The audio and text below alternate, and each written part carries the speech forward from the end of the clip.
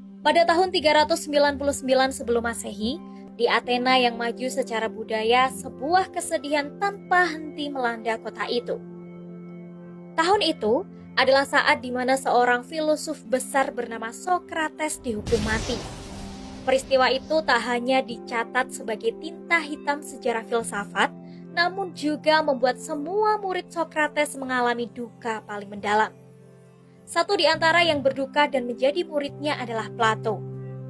Plato berusia 29 tahun ketika Sokrates dihukum. Karena hal itu, guncangan hebat yang menghantam jiwanya membuat Plato berang terhadap rezim Athena. Ia pun mulai menjauh dari keluarganya yang juga ikut terlibat dalam pemerintahan. Plato akhirnya memilih tidak menikah dan mengabdikan diri untuk mencari kebenaran. Dalam perjalanannya dan secara kontinu, Plato terus menulis dan berargumentasi menggunakan aktivitas filsafatnya untuk membela dan melanjutkan perjuangan Sokrates. Baginya, keputusan pemerintah menghukum Sokrates karena tuduhan telah membawa agama baru dan merusak moral generasi muda Athena, dan hal itu adalah perbuatan zalim serta tidak bertanggung jawab. Di setiap karya-karyanya, Plato memperlihatkan daya serapnya yang begitu mengagumkan dalam peristiwa politik dan gerakan intelektual pada masanya. Sehingga pembaca yang berpendidikan di hampir setiap zaman begitu terikat dengan pengaruhnya.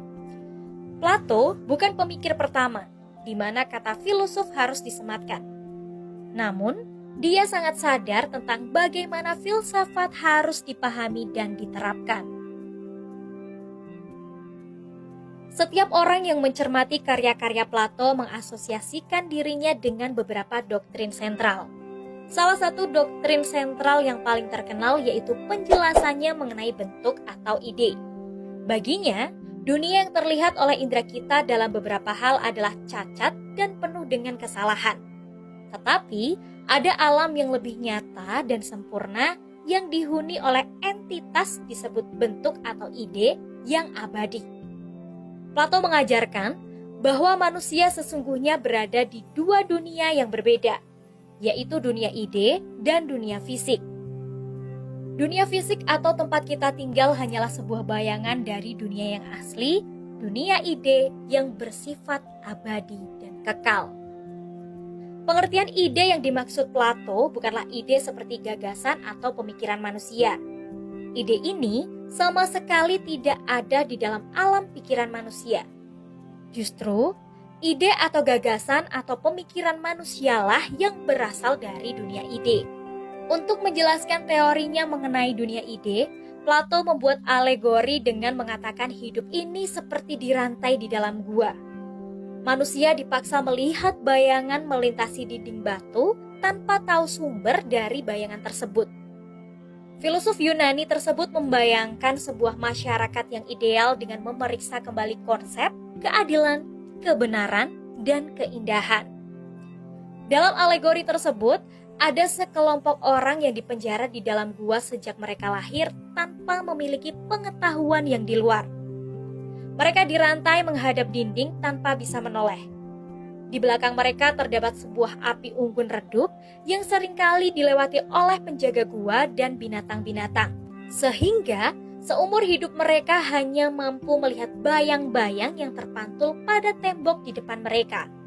Mereka hanya melihat bayangan dan gema suara di dalam gua, sehingga mereka menganggap sebagai kenyataan yang sebenarnya. Suatu waktu, seorang tahanan sengaja dilepaskan dari gua tersebut. Badannya yang selama hidup di rantai akhirnya bisa bergerak meski harus menahan kesakitan yang luar biasa. Ketika dia berjalan keluar gua, sinar matahari melukai matanya dan dia menemukan lingkungan baru yang membingungkan.